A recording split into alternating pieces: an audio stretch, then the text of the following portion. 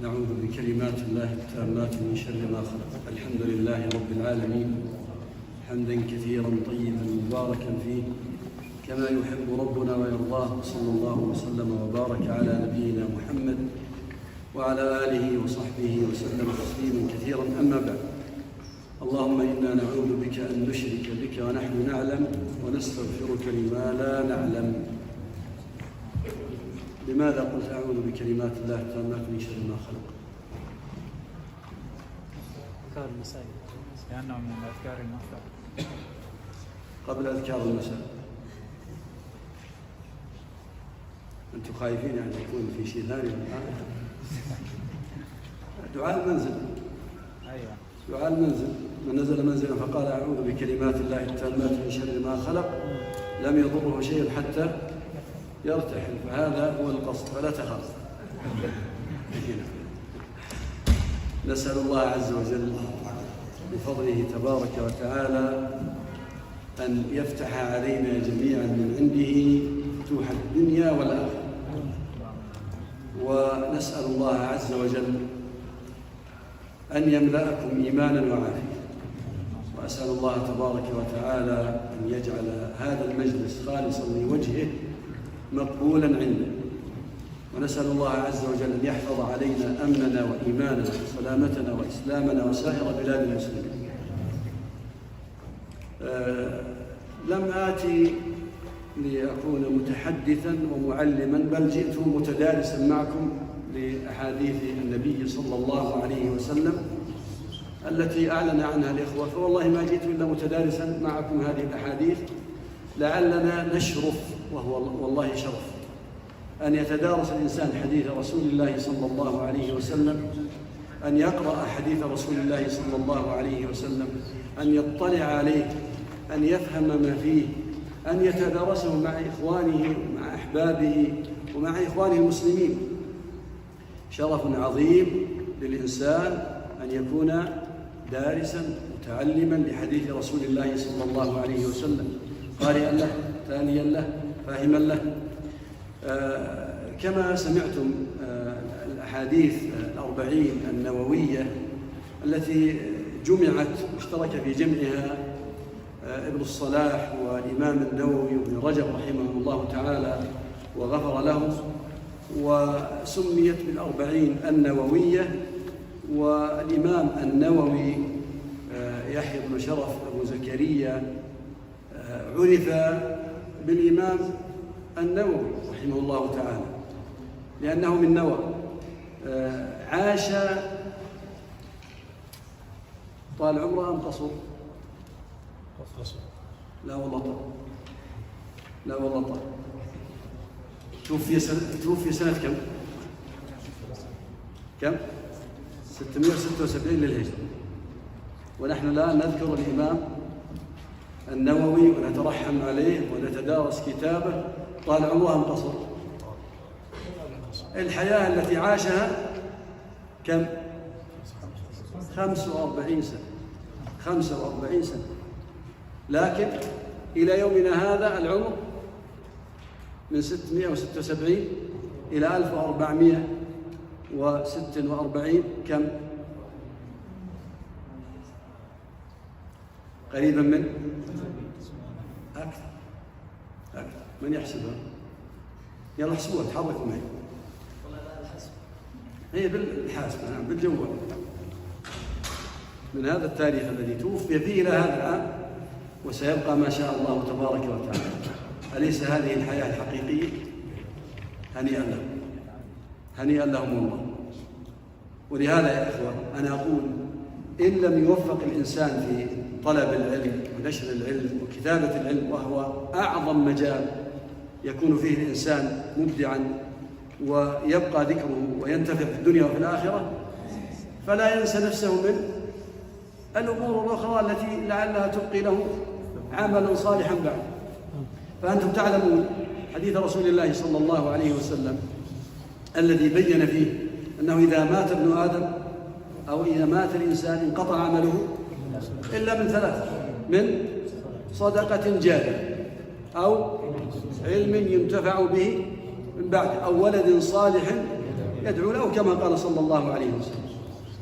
فأضرب لك مثال: إن ضربت في كل الأسهم فخير وبركة، وإلا فأبدع في مجال من هذه المجالات.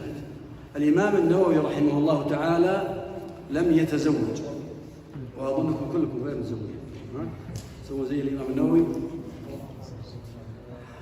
نعم، الإمام النووي رحمه الله تعالى لم يتزوج، وهو رأى أن الزواج مسؤولية عظيمة، وأن الزوج عليه واجبات كثيرة، فيرى أنه لا يستطيع بهذا الأمر. وإلا فإن النبي صلى الله عليه وسلم، وأنتم تعلمون أن الإسلام يحث على الزواج، وقد أخبر صلى الله عليه وسلم أو أمر قال: يا معشر الشباب من استطاع منكم الباءة فليتزوج. وهو أمر، نعم، كان قادرا فليتزوج. قال: فإنه أغض للبصر وأحسن للفرج، فمن لم يستطع فعليه بالصوم فإنه له وجاء. نعم، يعني يخفف عنه ويقيه، هذا مجال إن لم يجد الزواج. وإلا فالزواج أمر مندوب إليه ومشروع للإنسان، وينبغي لمن كان مستطيعا أن يبادر وأن يستعجل في ذلك. هذه أيها الإخوة مقدمة بين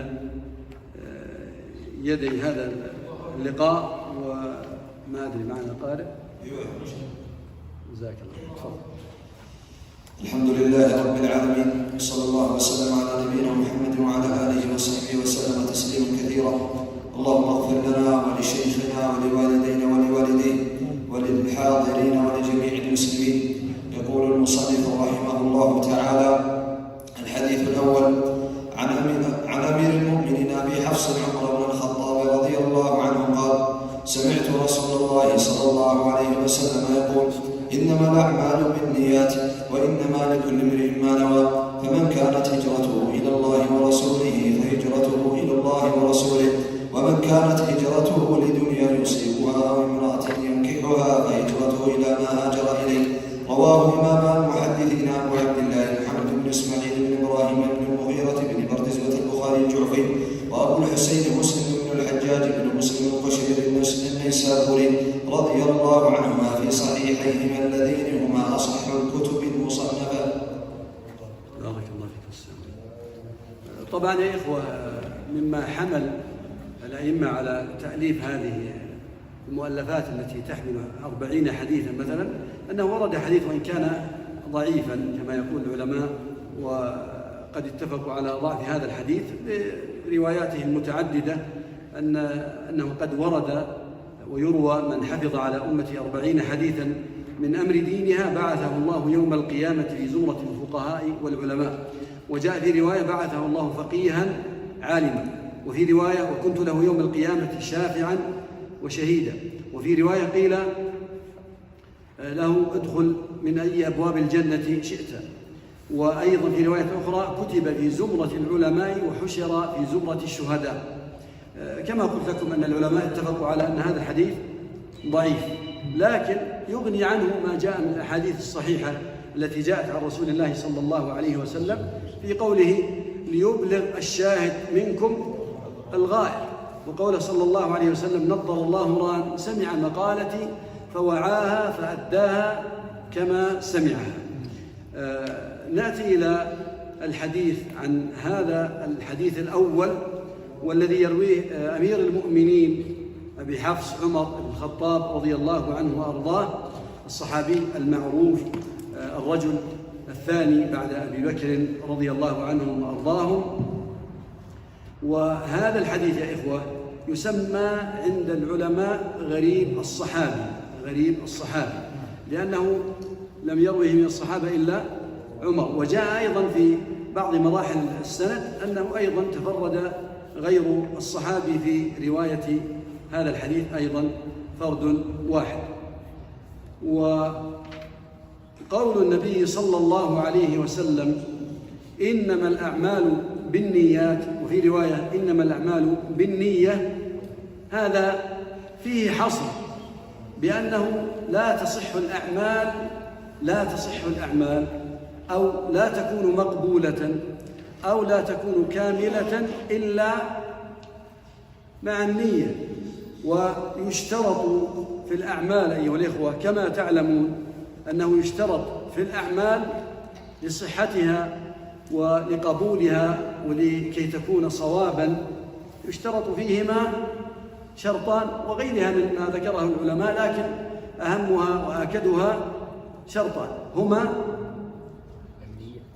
إخلاص النية لله عز وجل، والشرط الثاني المتابعة للنبي صلى الله عليه وسلم. وسيأتي معنا إن شاء الله عز وجل في أحاديث فيما بعد، وإن كررناها فلا حرج في ذلك، لأن الله عز وجل لا يقبل من الأعمال إلا ما كان خالصا وصوابا متابعا فيه الإنسان لرسول الله صلى الله عليه وسلم. يعني في حديث المتابعة من أحدث في أمرنا هذا ما ليس منه فهو رد، وسيأتي معنا في ضمن الأحاديث في الأربعين النووية إن شاء الله تبارك وتعالى. وفي الحديث الآخر في الإخلاص من أشرك من عمل عملا، الحديث القدسي، من عمل عملا أشرك معي فيه غيري تركته وشركه. فالله عز وجل لا يقبل من الأعمال إلا ما كان خالصا صوابا. إنما الأعمال بالنيات يعني لا تكون كاملة أو لا تكون صوابا أو لا تكون مقبولة إلا بهذه الشروط، أن تكون نية الإنسان خالصة لوجه الله تبارك وتعالى. وقول النبي صلى الله عليه وسلم وإنما لكل امرئ ما نوى، أي ما ينويه الإنسان في قلبه. فإذا نوى الإنسان بهذا العمل وقصد الثواب، حصول الثواب الدنيوي أو حصول الثواب الأخروي، فهو يجازى على ما نواه في قلبه.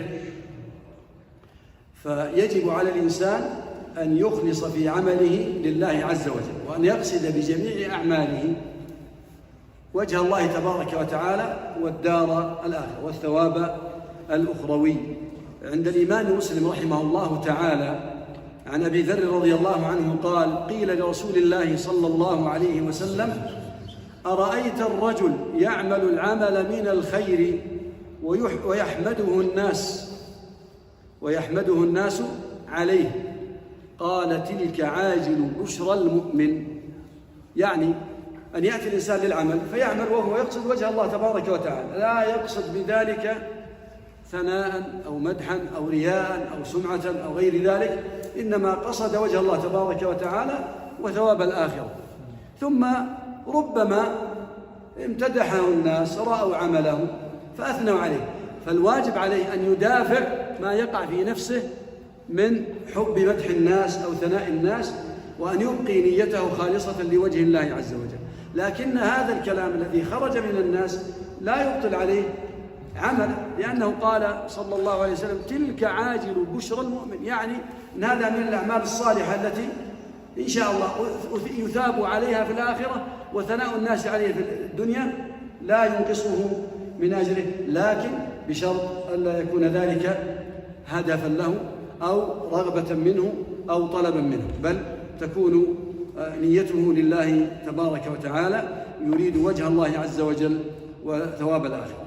في قوله صلى الله عليه وسلم فمن كانت هجرته إلى الله ورسوله فهجرته إلى الله ورسوله، ومعنى هذا أيها الإخوة أن يريد بهذه الهجرة وجه الله عز وجل واتباع رسوله صلى الله عليه وسلم.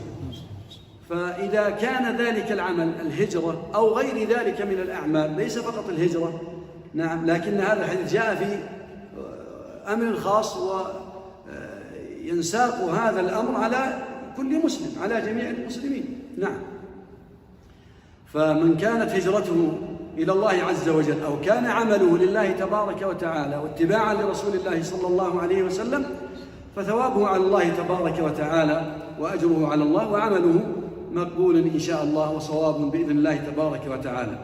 ومن كانت هجرته أيها الإخوة لأمر من الأمور الأخرى للدنيا أو لغير ذلك ستأتي معنا بعد قليل إن شاء الله تبارك وتعالى. فإذا كانت هجرته كما قال عليه الصلاة والسلام فمن كانت هجرته إلى الله ورسوله فلا بد فيها من اتباع النبي صلى الله عليه وسلم وإخلاص النية لله تبارك وتعالى. ثم ذكر عليه الصلاة والسلام في قوله ومن كانت هجرته لدنيا أي لأمور الدنيا، قيل لأمور الدنيا جميعا لكل أمر من أمور الدنيا، وقيل أنها الدنيا التي تقابل الآخرة، وقيل لأجل المال لدنيا يصيبها. ومن ضمن الأسباب التي ذكرت في ذكر هذا الحديث في آخر حديث النبي صلى الله عليه وسلم الذي سيأتي معنا كاملا وكما سمعتموه أن النبي عليه الصلاة والسلام قال أو لامرأة يتزوجها أو امرأة ينكحها، وكما قال عليه الصلاة والسلام يعني إن كانت هجرته لهذا الأمر الدنيوي لا يريد وجه الله والدار الآخرة والثواب الأخروي فأمره إليه وليس له ثواب على ذلك العمل إذا كان يقصد أمور الدنيا من المال أو المرأة أو غيرها.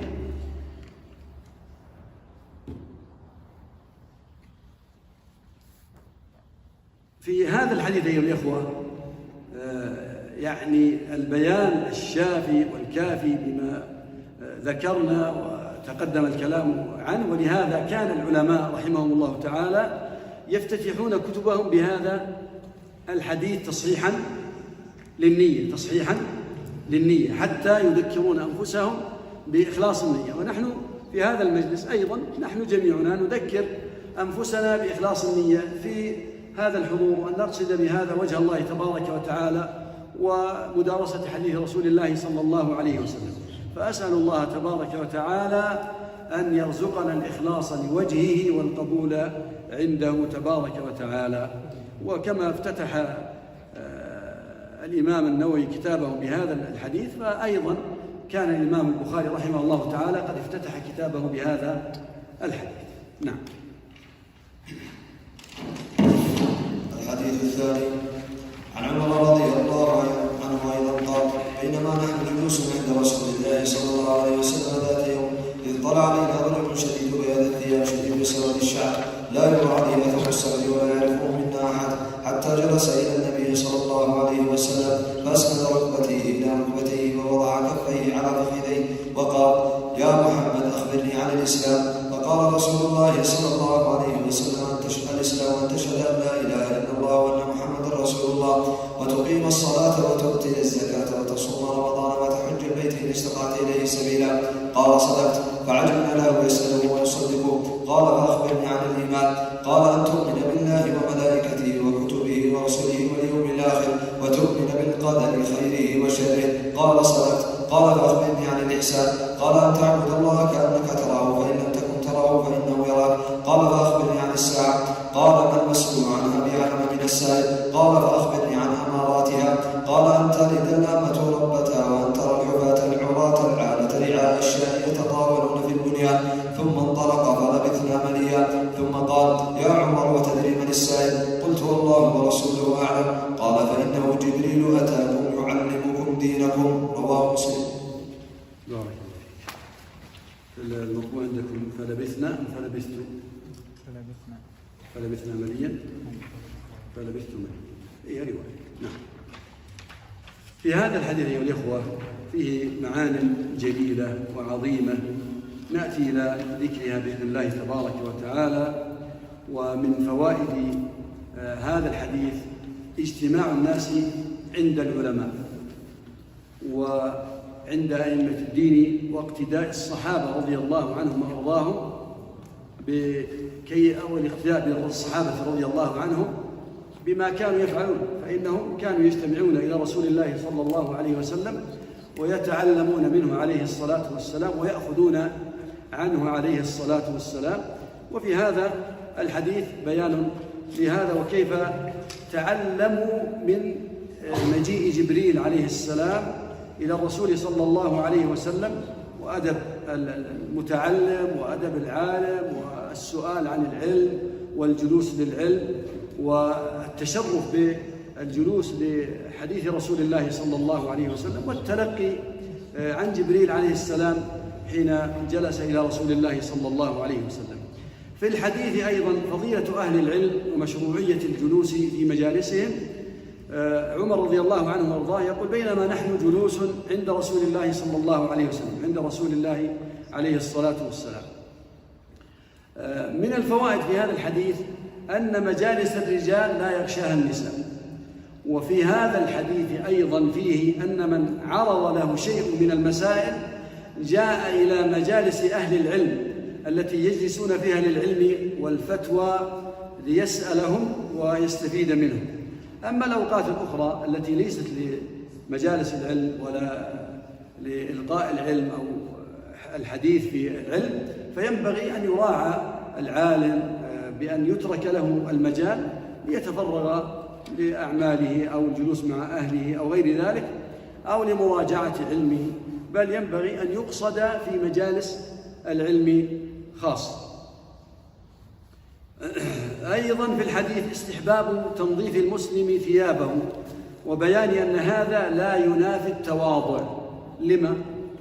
لأن صفة جبريل عليه السلام حين جاء قال: إذ طلع علينا رجل شديد بياض الثياب، شديد. وإذا تأملنا أيها الإخوة في صفة جبريل عليه السلام حين جاء إلى النبي صلى الله عليه وسلم، بأنه في صفات عظيمة، صفات عجيبة، صفات يعني حتى عندما كان يصف عمر رضي الله عنه وارضاه أنه شديد بياض الثياب شديد سواد الشعر، لا يرى عليه أثر السفر ولا يعرفه منا أحد. يعني الشخص الذي يأتي شديد بياض الثياب شديد سواد الشعر هذا ايش؟ مقيم من أهل البلد.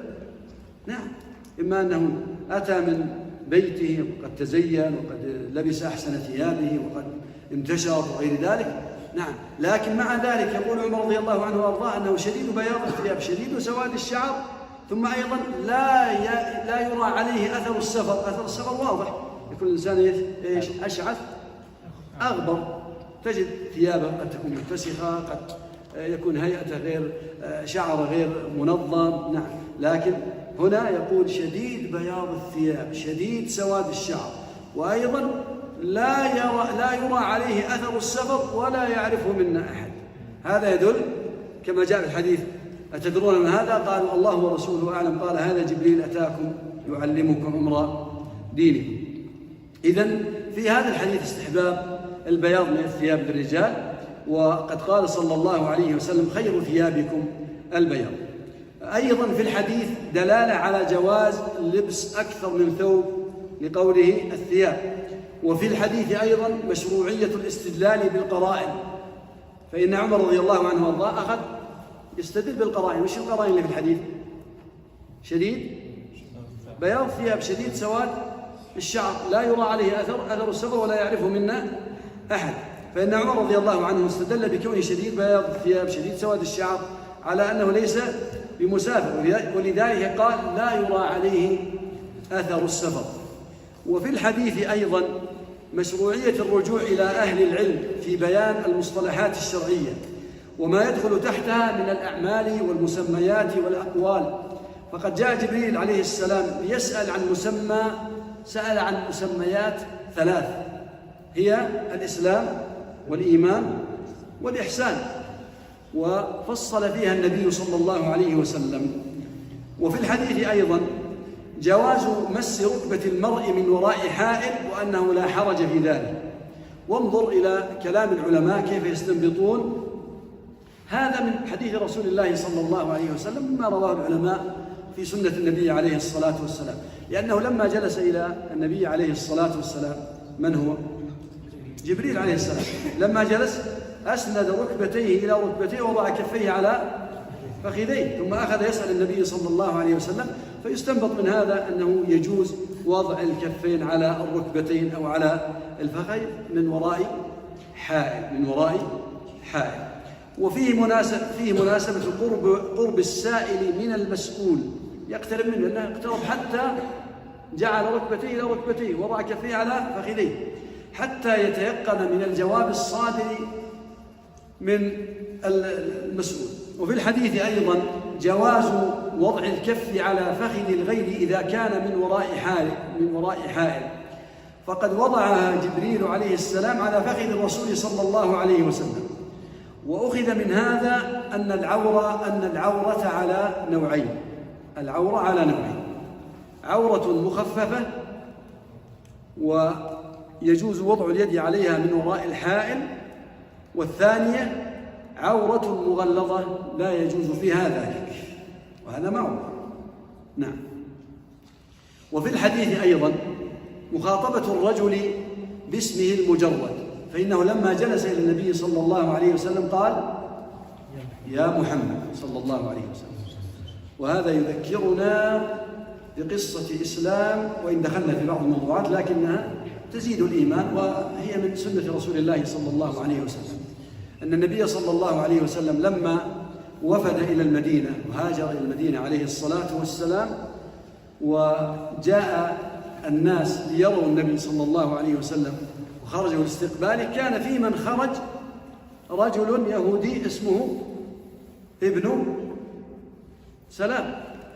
سلام، ثم وقف إلى النبي صلى الله عليه وسلم فقال يا محمد. هنا جبريل يقول يا محمد، وهذا الرجل اليهودي يقول يا محمد، وأنتم تعرفون وصف اليهود، عليهم غضب الله وعليهم سخط الله. نعم. فهذا الرجل جاء يسأل النبي عليه الصلاة والسلام يا محمد إني سائلك عن 3 لا يعلمهن إلا نبي. في كتبهم فيما يعلمون، وأصلا لم يأتوا إلى المدينة إلا ينتظرون خروج النبي صلى الله عليه وسلم، لأن وصف المدينة ووصف النبي عليه الصلاة والسلام يعلمونه في كتبهم، فجاءوا إلى المدينة لأنهم يعلمون أنها مهاجر النبي صلى الله عليه وسلم. قال إني سائلك عن 3 لا يعلمهن إلا نبي. قال له النبي صلى الله عليه وسلم سل ما بدا لك، اسأل زي ما تبغى، أنت تتحدى يعني، لأن في موضع تحدي الآن، موضع حضور الناس كلهم. قال ما أول طعام أهل الجنة، وما أول أشراط الساعة، وكيف يشبه الولد أباه أو أمه؟ قال صلى الله عليه وسلم أخبرني بهن جبريل آنفا. الآن نزل الوحي، ما في مجال يتأخر الوحي، لأن هذا فيه تصديق للنبي صلى الله عليه وسلم وبيان لنبوته عليه الصلاة والسلام. قال أما أول أشراط الساعة أما أول طعام أهل الجنة فزيادة كبد الحوت. والعلم الحديث الآن يثبت في زيادة كبد الحوت واستخراج الأدوية منها والأغذية منها الشيء العظيم، وهذه من معجزات النبي صلى الله عليه وسلم يكتشفون حديثا، والنبي عليه الصلاة والسلام يخبر عنها منذ أن بعثه الله عز وجل. قال أما أول طعام أهل الجنة فزيادة كبد الحوت، وأما أول أشراط الساعة فنار تحشر الناس إلى أرض المحشر. وأما كيف يشبه الولد أباه وأمه فإذا سبق ماء الرجل أذكر بإذن الله، وإذا سبق ماء المرأة آنث بإذن الله. قال أشهد أن لا إله إلا الله وأشهد أن محمد رسول الله صلى الله عليه وسلم. يا رسول الله، أول لقاء يا محمد، والآن يا رسول الله إن اليهود قوم بهت. والشاهد عليهم منهم، شاهد منهم، والإسلام قريب. قال إن اليهود قوم بهت فادعوهم واسألهم عني. فدعاهم صلى الله عليه وسلم وخبأ ابن سلام في مكان لا يرونه. لما جاءوا استشهدهم النبي صلى الله عليه وسلم على مكانة ابن سلام وعلى علمه وعلى فضله. قال كيف ابن سلام فيكم؟ قالوا خيرنا وابن خيرنا وسيدنا وابن سيدنا وحبرنا وابن حبرنا وعالمنا وابن عالمنا، وأثنوا عليه وقالوا خير. قال صلى الله عليه وسلم لهم أرأيتم إن أسلم؟ قالوا أعاذه الله من ذلك، يعني عالم كبير ما تستطيع ولا غيرك يستطيع، عالم كبير حبر كبير. قال عليه الصلاة والسلام: اخرج ابن سلام. فخرج ابن سلام فقال: أشهد أن لا إله إلا الله وأشهد أن محمدا رسول الله صلى الله عليه وسلم. فنظروا إليه إذا هو خويهم واللي دوبها طلع من عندهم. قالوا وهم خبثاء لا يصدقون لا يؤمنون لا يرقبون في مؤمن إلا ولا ذمة منهم، ومع ذلك كذبوا أنفسهم، افتروا على أنفسهم.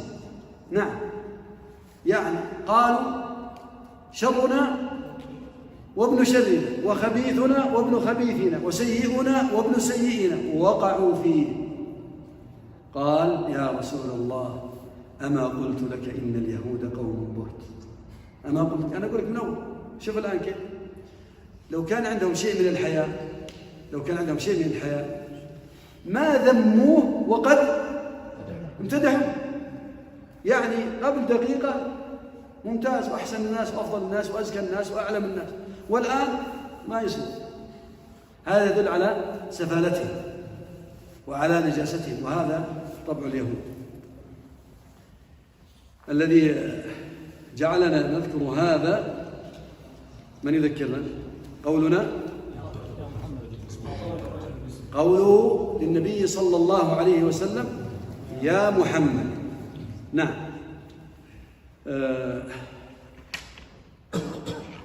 وفي الحديث أن الإسلام يبنى على أركان 5، الأركان المشهورة المعروفة التي يعلمها جميع الناس. أولها شهادة أن لا إله إلا الله وأن محمد رسول الله، وإقام الصلاة، وإيتاء الزكاة، وصوم رمضان، وحج البيت الحرام. والمراد بلا إله إلا الله الإقرار بأنه لا معبود بحق إلا الله عز وجل. فالله عز وجل الرب الخالق المدبر لشؤون خلقه تبارك وتعالى مستحق للعبادة دون غيره تبارك وتعالى، فلا يستحق العبادة إلا الله، لا معبود بحق إلا الله، فلا يصرف شيء من العبادات لغير الله تبارك وتعالى. ومعنى شهادة أن محمد رسول الله صلى الله عليه وسلم الإقرار بأنه مرسل من ربه تبارك وتعالى. ولعل فيما ذكرنا مع قصة عبد الله بن سلام يعني دليلا وآية ومعجزة من معجزات النبي صلى الله عليه وسلم. والشهادة بأن محمد رسول الله صلى الله عليه وسلم تتضمن أمور، أولها تصديقه صلى الله عليه وسلم فيما أخبر، وطاعته فيما أمر، والانتهاء عما نهى عنه وزجر، وأيضا ألا يعبد الله إلا بما شرعه صلى الله عليه وسلم، لأنه ليس لأحد من الناس أن يتعبد لله تبارك وتعالى بشيء يخترعه من عند نفسه، بل العبادات توقيفية. صح؟ ليس لك أن تأتي بشيء من عند نفسك، العبادات توقيفية. تصوم كما صام النبي صلى الله عليه وسلم، صام عليه الصلاة والسلام في رمضان بصفة معينة، إذا نصوم كما صام، وإلا فقد يقول قائل أصوم غير رمضان. لا يقبل الإنسان إلا أن يصوم رمضان، لأن هذا هو الذي شرعه رسول الله صلى الله عليه وسلم. مما تتضمنه شهادة أن محمد رسول الله صلى الله عليه وسلم محبته عليه الصلاة والسلام، والثناء عليه، والاعتراف بفضله عليه الصلاة والسلام. هذا الجانب يا الإخوة الذي ينبغي أن نقف عنده طويلا، وأن نغرس في نفوسنا وفي نفوس الناشئة وفي نفوس الناس محبة رسول الله صلى الله عليه وسلم، وأن تكون أعظم المحاب في القلوب، أعظم المحاب هي حب الله عز وجل قبل كل شيء، ثم بعد ذلك أن يكون الحب الثاني لأحد من البشر من المخلوقين هو حب رسول الله صلى الله عليه وسلم، حب النبي صلى الله عليه وسلم، وأن يكون مقدما على كل الناس كما سيأتي إن شاء الله تبارك وتعالى فيما بعد. وأما قوله عليه الصلاة والسلام وتقيم الصلاة، فالمراد بذلك الصلوات ال5، لأنها هي التي افترضها الله عز وجل على الناس. الصلوات الخمس، 5 صلوات في اليوم والليلة: صلاة الفجر، وصلاة الظهر، وصلاة العصر، وصلاة المغرب، وصلاة العشاء. وفي الحديث الآخر الذي هو الحديث القدسي الذي يرويه النبي صلى الله عليه وسلم عن رب العالمين قال: وما تقرب إلي عبدي بأحب مما افترضته عليه، وما يزال عبدي يتقرب إلي بالنوافل حتى أحبه. يعني ليست الفرائض فقط، بل الإنسان يزداد من الأعمال الصالحة من النوافل، فإن النوافل تزيد رفعة الإنسان عند الله عز وجل، تزيد درجاته، تزيد حسناته، تزيد قربه من ربه تبارك وتعالى، تزيد تعلقه بالآخرة. ولا يزال عبدي يتقرب إلي بالنوافل حتى أحبه، فإذا أحببته كنت سمعه الذي يسمع به، وبصره الذي يبصر به، ويده التي يبطش بها، ورجله التي يمشي بها، ولئن سألني لأعطينه، ولئن استعاذني لأعيذنه، أو كما جاء في الحديث عن رسول الله صلى الله عليه وسلم.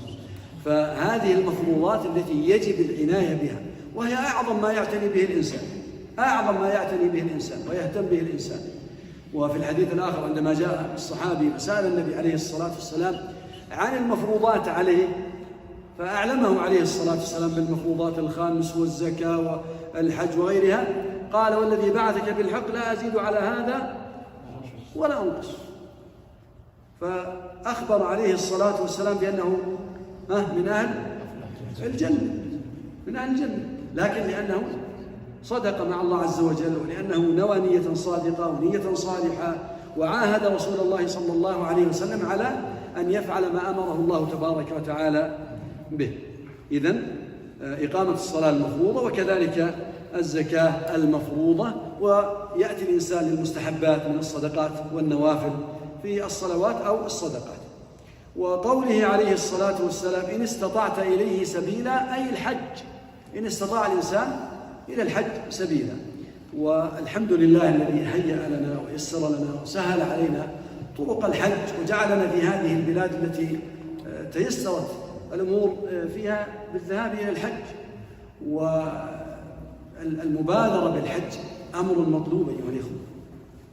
فيما مضى، في سنوات مضت قديمة ربما أدركها بعضكم، كان الإنسان يستطيع أن يحج في ليلة عرفة، ثم لما ازداد الناس وكثر الناس من الداخل والخارج، رأى المسلمون أن ينظم الوضع وأن يضبط، لأن كثرة الناس المكان محدود، والعدد الذي يحتمل المكان محدود فعلا، الكل يريد أن يحج من الداخل والخارج، لكن المكان لا يحتمله، فنظم الحج بعدد معين يحتمل المكان 2 مليون 3 مليون. فالمبادرة بالحج أيها الإخوة أمر مطلوب، لأنه كلما تأخر الإنسان كلما تعسرت الأمور. كان يحج الإنسان في السابق ربما يحج ب1000 ريال، ربما أقل، الآن تحج بأكثر. السنوات الأولى في التنظيم للحج كانت تحج 3000، صح ولا لا؟ ثم بعدها ازدادت، ثم بعدها وصل.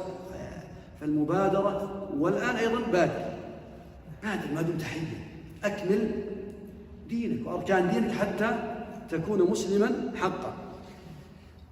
قال عليه الصلاة والسلام: إن استطعت إليه سبيلا. يقول العلماء أن الاستطاعة إلى الحج يقول بعض العلماء أنها الزاد والراحلة. وجود الزاد والراحلة يوجب على الإنسان أن يحج، أي أنه مستطيع. إذا وجدت عنده الراحلة، وجد عنده الزاد له ولمن يعود، الزاد له ولمن يعود، وعنده راحلة توصله إلى مكة، وجب عليه الحج، فهو مستطيع. أما من لم يملك الزاد ولا الراحلة فليس بمستطيع. أضاف بعض العلماء قال: الاستطاعة هي أمن الطريق، أن يكون الطريق مأمونا، يعني يستطيع أن يذهب ولا خوف على نفسه، فإذا أمن الطريق فهو مستطيع. وقال بعضهم قال: بل الزاد والراحلة وأمن الطريق هي الاستطاعة، كلها تدخل في شرط الاستطاعة. نعم. وأيضا في الحديث مشروعية تصديق من غلب على الظن صدقه، كما قال جبريل عليه السلام للنبي صلى الله عليه وسلم عندما سأله قال صدقت. وأيضا في الحديث أن المرء لا يصح له أن يصدق بحديث حتى يقوم له دليل على صدقه، فإن جبريل قد سأل وشأن السائل ألا يكون عالما بما سأل عنه، فكونه سأل فلما أخبر صدق ذلك وحكم عليه بالصدق، كان سببا من أسباب تعجب الصحابة رضوان الله عليهم، لأنه سأل النبي عليه الصلاة والسلام ما الإيمان؟ قال كذا وكذا، أن تؤمن بالله، قال صدقت، فعجبنا له يسأله ويصدق. يعني معنى ذلك أن جبريل عليه السلام يعلم الإجابة، لأنه هو الذي جاء بالوحي إلى النبي صلى الله عليه وسلم، وهو الذي جاء بهذا العلم من رب العالمين إلى رسول الله صلى الله عليه وسلم. في الحديث أيضا أيها الإخوة أن الإيمان يبنى على أركان 6،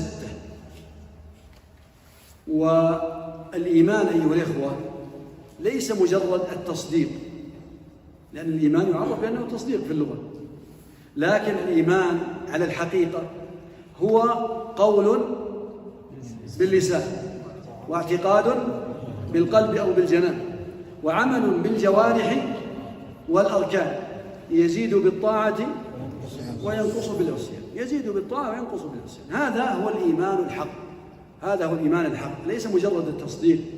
نعم، ولهذا يا إخوة جاءت الأدلة على أن الإيمان هذا هو المراد فيما ذكرنا الآن، وأنه قول باللسان واعتقاد بالجنان وعمل بالجوارح والأركان، يزيد بالطاعة وينقص بالعصيان.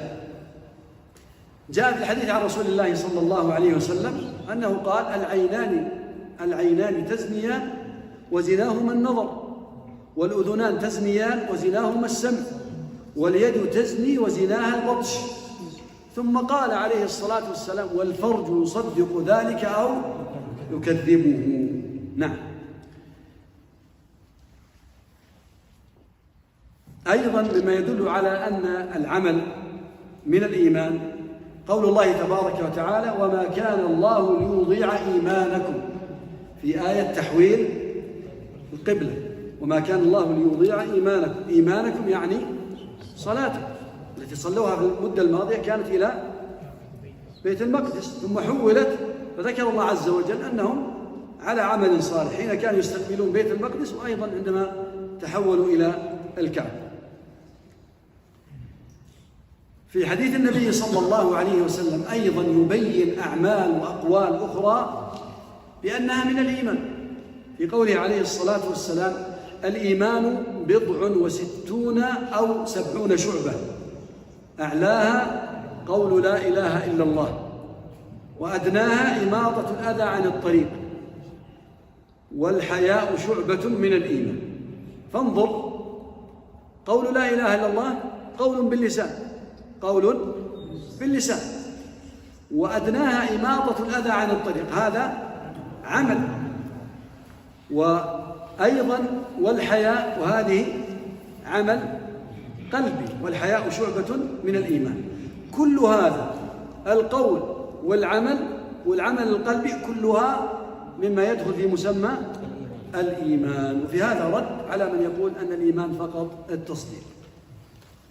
جاء في الحديث الآخر قول النبي صلى الله عليه وسلم لا يزني الزاني حين يزني وهو مؤمن، ولا يسرق السارق حين يسرق وهو مؤمن، ولا يشرب الخمر حين يشربها وهو مؤمن. هذا دليل على ضعف الإيمان، ضعف الإيمان، ينزل الإيمان ويضعف، فإذا ضعف وقع في المعصية، ثم إذا تاب عاد إليه إيمانه وقوي إيمانه، وربما بلغ الإنسان بلغ الإيمان عند الإنسان مبلغا قويا عظيما، حتى وسيأتي معنا إن شاء الله عز وجل حتى أن الله يصرفه تبارك وتعالى عن الوقوع في المعاصي والسيئات والآثام. نعم، كما ذكرنا قبل قليل كنت سمعه الذي يسمع به وبصره الذي يبصر به ويده التي يبطش بها، يعني يصبح رباني، يعني كما يقال عن بعض السلف أنه لا يعرف أن يعصي الله، لا يعرف أن يعصي الله عز وجل. نعم. في الحديث أيضا أن هذا الدين وهذه الشريعة تتكون من 3 مراتب. ما هي مراتب الدين؟ 3 مراتب: الإسلام والإيمان والإحسان. ما هو أعلاها؟ طبعا إن شاء الله عز وجل، وأنا كان والله نيتي أجيب معي بعض الجوائز، وجائزتكم عند الله عز وجل. الله يجعل جائزتنا وجائزتكم عنده مغفرته ورحمته ورضوانه وعفوه وستره في الدنيا والآخرة، نسأله. فكان نيتي والله أن أجيب لكم جوائز معي، لكن إن شاء الله الله إذا أبداني تستاهل الجوائز.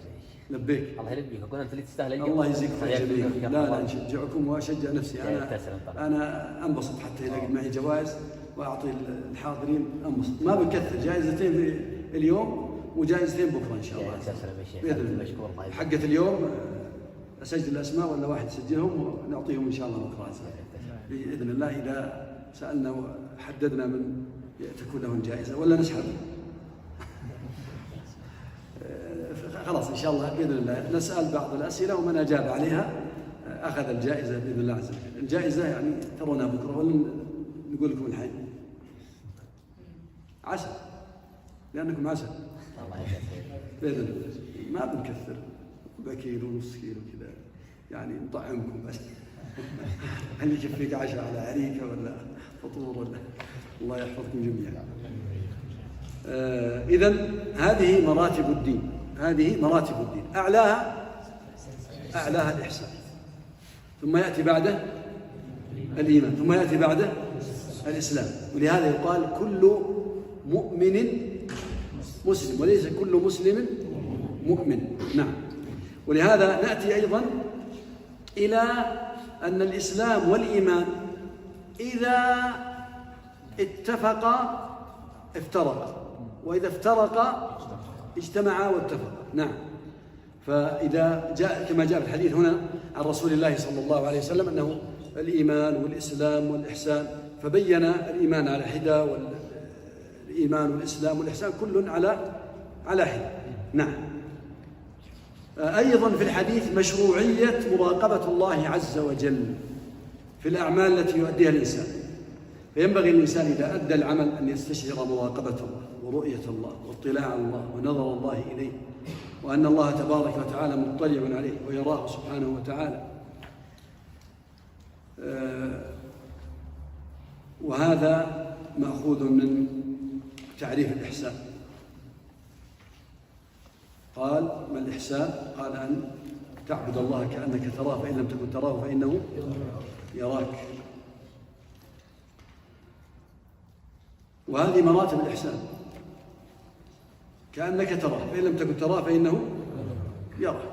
يعني المرتبة الأولى كأنك تراه، كأنك ترى الله عز وجل، يعني تكون أعمالك على أتم وجه وأكملها وأحسنها وأفضلها. فإن نزلت المرتبة الثانية فاعلم أنه يراك. وفي الحديث أيضا أن الإنسان إذا سئل عن مسألة لا يعلمها فإنه يقول لا أعلم، ولا يلحقه حرج بمثل ذلك، بل هذا هو الواجب شرعا. لأن بعض الناس إذا سئل صعبة، أنا الطالب الفلاني ولا الأستاذ الفلاني ولا العالم الفلاني ولا، إذا سئل لا بد يجيب جواب. لا، إذا عندك جواب حق يقين أجل، ما عندك والله ما عندك. سمعنا الشيخ بن باز رحمة الله عليه والشيخ ابن عثيمين غفر الله له، سمعنا بآذاننا ويقول لا، الشيخ بن باز أنا أرى رحمة الله عليه وغفر الله له وعوضنا خيرا منه، أنا أرى أنه عالم الأمة الإسلامية في هذا العصر، وإن كان غيره من العلماء، ومع ذلك مع علمه واتساع علمه وقبول الناس له وقبوله عند المسلمين كلهم، ومع ذلك يقول لا، تحتاج المسألة إلى مراجعة، تحتاج بحث. وابن عثيمين وغيره. فليس على الإنسان حرج أن يقول لا أعلم. وهذا مأخوذ من سؤال جبريل عليه السلام للنبي صلى الله عليه وسلم عندما قال: متى الساعة؟ قال: الله قال: ما المسؤول عنها بأعلم من السائل. ما المسؤول عنها بأعلم من السائل، يعني لو كان في خبر عندي أنت الذي ستأتي به، أنت الذي تأتي بالوحي. نعم. أيضا في الحديث إرجاع المسائل الشرعية إلى أصحاب الاختصاص، إرجاع المسائل الشرعية إلى أصحاب الاختصاص. حتى في أمور الشريعة وأمور الدين يا إخوة، الأمور الشرعية وعلوم الدين هناك اختصاص. هذا طالب علم في الحديث، وهذا طالب علم في الفقه، وهذا طالب علم في أصول الفقه، وهذا طالب علم. علماء الأمة في ما مضى وفيما سلف كانوا يجمعون العلوم كلها. نعم، وهذا خير وبركة، من استطاع يجمعها في هذا العصر خير وبركة. لكن أن يتخصص الإنسان في مجال، وهذا الأفضل في هذا الزمن الذي كثرت فيه المشتتات والملهيات، فيتخصص في مجال حتى يبدع في المواريث والفرائض مثلا، هذا جزء من الفقه. نعم، يبدع في مسألة من المسائل ويتقنها ويجيد فيها. نعم، فإرجاع المسائل الشرعية إلى أصحاب الاختصاص هذا مأخوذ من هذا الحديث الذي جاء عن رسول الله صلى الله عليه وسلم. أيضا فيه دلالة على أن الساعة لها أمارات، وعلامات الساعة، أمارات الساعة على نوعين: أمارات كبرى وأمارات صغرى. علامات كبرى وعلامات صغرى، كبرى وصغرى. الكبرى منها طلوع الشمس من مغربها، وخروج الدجال، والدابة، هذه نزول عيسى عليه السلام، جزاك الله خيرا. هذه بعض علامات الساعة الكبرى. علامات الساعة الصغرى كثيرة، منها موت الفجأة، كثرة موت الفجأة، منها بعثة النبي صلى الله عليه وسلم، فيها أحاديث كثيرة ولا يمكن إحصاءها، وفيها ما وقع في عهد النبي عليه الصلاة والسلام، وفيها ما وقع بعد ذلك، فهي كثيرة، تسمى العلامات الصغرى. جاء في الحديث الذي قرأناه قبل قليل إحدى أو علامتين من علامات الساعة، العلامات ليش؟ الصغرى، العلامات الصغرى. قال: أولاها أن تلد الأمة ربتها، أن تلد الأمة ربتها. والأمة هي المملوكة، الأمة المملوكة التي تكون ملكا للرجل، فهذه الأمة المملوكة يجوز له أن يطأها، وهذا مسألة فقهية مهمة. نعم، ولم يعد في هذا الزمن في بلادنا وفي كثير من بلدان المسلمين، أو ربما في الغالب أو الكل لم يعد هناك إماء. ربما يوجد في بعض البلدان الإسلامية، ربما. نعم، فالحكم للإماء الأمة إذا كانت عند الرجل فهي له يطأها ولا يطأها غيره. كان من مفهوم الناس في الزمن السابق إذا كان عنده أمة يطأها الجميع، نعوذ بالله، هذا زنا، هذه فاحشة، نعوذ بالله. لكن لجهل الناس، فالأمة لا يطأها إلا سيدها، أن تلد الأمة ربتها. والأمة المراد بها المملوكة، وربتها من تكون لها نعمة عليها وفضل عليها وتقوم بتربيتها وإكرامها. قيل في هذا المعنى أن هذا حصل عندما كان الولاة والقادة في أيامهم اتخذوا إماء كثر، ثم أصبح عندهم أولاد منهن، فأولادهن أولاد لأسيادهن، فهذا معنى أن تلد الأمة ربتها. فلا أم الولد عند سيدها حظوة ومكانة. نعم، ثم أيضا أن هذه الأمة التي ولدت ولدا، وليس المقصود ولد ذكر كان أو أنثى، بعد أن يموت سيدها تصبح حرة، تعتق، ليست من ما يورث. أيضا من المعاني في هذا أن أم الولد لا يجوز لسيدها أن يبيعها، لأنها أصبحت أم ولد، ولأنها إذا مات أصبحت حرة. وقوله صلى الله عليه وسلم،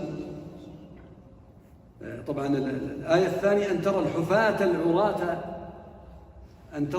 العراة العالة رعاء الشاء، هذه الآية الثانية، وقد شاهدناها ورأينا. نعم، وهذه في أزمنة مضى وفي الزمن الحالي. كان الناس قبل 30 سنة أو حولها أو قبلها أو قريبا منها كان الناس أكثرهم بدو، وقبلها أكثر. يحدثون من أدركهم، وأنا أدركت هذا الحال نسبيا يعني في مواطن وفي أماكن. نعم. وآباؤنا كبار السن فينا يحدثون أن هذه القبيلة كانت نقالة عمود، نعم، ينتقلون من مكان إلى مكان. والآن على مستوى الدول أو على مستوى الوطن أصبح هؤلاء الرعاة العالة الفقراء رعاة الشاء، عندنا برج كذا ولنا برج كذا، عندنا كم دور. نعم. بعد أن كان من رعاة الأغنام الفقير الذي ليس عنده شيء، وهذه من علامات الساعة. قوله صلى الله عليه وسلم الحفاة من لا يلبس الأحذية والنعال. نعم. وليش ما يلبس الأحذية والنعال؟ من الفقر. وبعض الناس قد يحتفي ويترك النعال أحيانا من باب الرفاهية ممكن، لكن في الغالب أن الناس يلبسون النعال أعزكم الله وكرمكم. قوله صلى الله عليه وسلم العراه من ليس لديهم ألبسة يتمكنون من لبسها على أبدانهم. وقد كان حال الناس في السابق لا تجد عليهم إلا اللباس اليسير الخفيف، بل لا يجد الإنسان في العام الواحد إلا ثوب واحد، وربما يبقى عليه سنوات طويلة. حدثني والله من أعرفهم ولا زالوا أحياء أنه كان لا يلبس إلا ثوب واحد يتقطع ويتمزق، فيأخذ من ألبسة أخرى ويرقع ويخيط ويصبغ حتى يأخذ لون واحد ويبقى يلبسه مدة أطول. بل والله لقد حدثني أحد كبار السن بأن والده رحمهم الله جميعا غفر لهم بأن والده تزوج امرأة وأعطاها صداق لها ثوب، ثم اختلف فطلقها وأخذ الثوب ولبسه. والله قلنا نفسه تحت ثيابه نفسه فوق ثيابه وحط ثيابه العادية لحاجة الناس فقر الناس. ونحن والله في نعم. أسأل الله عز وجل أن يحفظ علينا أمننا وإيماننا وسلامتنا وإسلامنا، وأن يحفظ علينا نعمتنا ورغد عيشه فينا، فالفضل من الله تبارك وتعالى. والله أننا نتقلب في نعم الله تبارك وتعالى في هذه البلاد وفي غيرها، ولكن في هذه البلاد خاصة. وإن من حق هذه النعم أن يشكر المنعم عز وجل، وأن تستعمل هذه النعم فيما يرضيه تبارك وتعالى حتى تبقى هذه النعم دائمة ولا تزول. فإن الله عز وجل يقول لئن شكرتم لأزيدنكم ولئن كفرتم إن عذابي لشديد. قوله صلى الله عليه وسلم رعاء الشاء هم الذين يقومون برعي الغنم. قوله يتطاولون في البنيان يعني أن كل واحد منهم يبني بناء ثم يقول بأن بناءه أطول من بناء غيره. وحدثتكم بما وترونه وما تشاهدونه في زمننا هذا وفي وقتنا هذا في بلدنا وفي غير بلدنا. ثم قال بعد ذلك ثم انطلق. من هو الذي انطلق؟ يعني ذهب جبريل عليه السلام، ذهب عليه السلام. قال فلبثت أو فلبثنا يعني النبي صلى الله عليه وسلم والصحابة رضي الله عنهم وأرضاهم مليا يعني وقتا يسيرا وقليلا. سألهم صلى الله عليه وسلم قال أتدرون من هذا؟ قالوا الله ورسوله أعلم. هذه الكلمة يا إخوة قول الله ورسوله أعلم لها وقت مخصوص تقال فيه، صح ولا لا؟ ليست في كل وقت. كلمة الله ورسوله أعلم، لأننا نسمع من بعض الناس إذا سئل قال الله ورسوله أعلم، هذا خطأ وهذا ربما يطعن في عقيدة الإنسان. لما؟ لأن النبي صلى الله عليه وسلم قد مات عليه الصلاة والسلام، فهو لا يعلم بما يقع الآن. ميت صلى الله عليه وسلم وله حياته الخاصة به صلى الله عليه وسلم، ميت، لكن الحياة البرزخية يعيشها صلى الله عليه وسلم أن الملائكة تبلغه سلام من سلم عليه الصلاة والسلام. نعم. فلا يجوز أن يقال الله ورسوله أعلم إلا في حال حياته صلى الله عليه وسلم حين كان حيا قبل وفاته عليه الصلاة والسلام. وفي الحديث أيضا مشروعية تعليم أحكام الشرع من خلال السؤال والجواب. بقوله صلى الله عليه وسلم يعلمكم أمر دينكم. وهذه أيضا لما حدث من جبريل عليه السلام من سؤال النبي صلى الله عليه وسلم حين سأله ما الإيمان ما الإسلام ما الإحسان. كل هذه طريقة السؤال وإيش والجواب. وفي الحديث أيضا فضيلة تعليم الدين وأنه من القربات التي يتقرب بها إلى الله عز وجل. نعم، من أعظم ما تقرب إلى الله عز وجل أن تعلم الناس دينهم، لأنهم يعبدون الله على بصيرة، لأنهم يعرفون أحكام الشريعة، يعرفون كيف يعبدون الله تبارك وتعالى. بهذا الدين بعد رحمة الله عز وجل تحصل لهم النجاة من النار ودخول الجنة. نعم. وفي الحديث أيضا مشروعية ذهاب الإنسان وانتقاله من بلد إلى بلد آخر من أجل تعليم الناس، كما انتقل جبريل عليه السلام لتعليم النبي عليه الصلاة والسلام وأصحابه رضي الله عنهم وأرضاهم. وأيضا في مشروعية انتقال الإنسان للتعلم كذلك. نعم. والمراد بالإيمان بالرسل عليهم الصلاة والسلام الإيمان المجمل والإيمان الخاص. المجمل الإيمان بكل الرسل الذين أرسلهم الله عز وجل إلى أقوامهم عليهم الصلاة والسلام، والإيمان المفصل والخاص بالرسل الذين ذكرت أسماؤهم وعرفناهم في كتاب الله وفي سنة رسول الله صلى الله عليه وسلم. هذا إيمان تفصيلي. وفي الحديث أيضا مشروعية الإيمان بالقدر، فالمؤمن يؤمن بقضاء الله وقدره ويسلم لقضاء الله وقدره. والقدر له مراتب أربع. المرتبة الأولى علم الله عز وجل به، علمه به تبارك وتعالى. والمرتبة الثانية كتابة الله عز وجل لهذا القدر. والمرتبة الثالثة مشيئته لهذا، أنه شاءه سبحانه وتعالى. والمرتبة الرابعة خلق هذا القدر. في الحديث أيضا أنه أدخل الأعمال في مفهوم الإيمان كما ذكرنا وبينا. والله تبارك وتعالى يقول إنما المؤمنون الذين إذا ذكر الله وجلت قلوبهم وإذا تليت عليهم آياته زادتهم إيمانا وعلى ربهم يتوكلون. فهنا ذكر لبعض القضايا التي دخلت في الإيمان زادتهم إيمانا. وأيضا كما ذكرنا في الحديث أن الإيمان يزيد وينقص. وأيضا في الحديث أنه ينبغي بالعبد أن يستحضر مراقبة الله عز وجل وأن يعبده كأنه يراه، وأن تحضر في قلبه خشية الله وخوف الله وتعظيم الله وهيبة الله تبارك وتعالى. وهذه ما يسمى بالإحسان.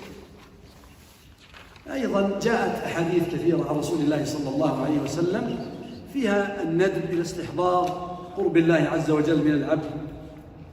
ومن ذلك قوله صلى الله عليه وسلم إن أحدكم إذا قام يصلي فإنه يناجي ربه. والحديث الآخر الذي بين فيه عليه الصلاة والسلام أنه إذا قرأ الفاتحة الحمد لله حمدني عبدي إلى آخر الحديث الذي تعلم. وفي الحديث أيضا أن الساعة قد استأثر الله عز وجل بعلمها، وإذا كان جبريل عليه السلام ونبينا عليه الصلاة والسلام لا يعلمون متى تقع، فغيرهم أولى بأن لا يعلموا متى تقع الساعة، إلا أن الله جل وعلا جعل لها علامات قبل قيامها. فما يكون أخطر علامات الساعة ما يكون أكثرها لصوقا بها، وهي العلامات الكبرى والله المستعان. وفي الحديث أيضا أن جهل الإنسان ببعض المسائل الشرعية خصوصا التي لا يتعلق بها عمل لا ينقص من درجته، فإن النبي صلى الله عليه وسلم لم يعلم بوقت الساعة، وقت الساعة لم يعلمه صلى الله عليه وسلم، ولم ينزل هذا من قدر النبي عليه الصلاة والسلام، بل عندما سأل قال ما المسؤول عنها بأعلم يسأل، ولا حرج عليك أن تقول الله أعلم لا أعلم.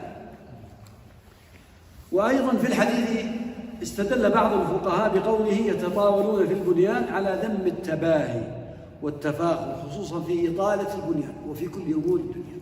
الأصل ألا نتفاخر وألا نتباهى في أمور الدنيا. لما؟ لأنه كل من عليها فان ويبقى وجه ربك ذو الجلال والإكرام. كل من عليها فان. فتتفاخر بما هو فاني؟ لا. ثم أيضا هؤلاء الذين كانت أموالهم وكان جاههم وكان في من عرفنا ثم ماتوا، أين مالهم؟ أين جاههم؟ هل بقي لهم التفاخر؟ صليت الظهر في مسجد الشيخ محمد البشير رحمة الله عليه، غفر الله له وعفى الله عنه وموت المسلمين أجمعين، وغفر لصاحب هذا المسجد ولموت المسلمين أجمعين. كان له المكانة والحظوة والمال الشيخ محمد البشير رحمة الله عليه غفر الله له. والآن التفت والله عندما كنت نازل، التفت في تلك الحدائق التي كانت بجوار بيته، ربما بعضكم يعرفها، حدائق بساتين ما شاء الله تبارك الله، وكان كل موسم تباع الفواكه والخضروات والأشياء. أصبحت اليوم قاعا صفصفا، خلاص مخطط لأولاده لورثته، الله يبارك فيهم ويحفظهم ويصلحهم وأبناء المسلمين وجميع المسلمين. قولوا هذا. وهذا الحديث أيها الإخوة أصل من أصول الإسلام.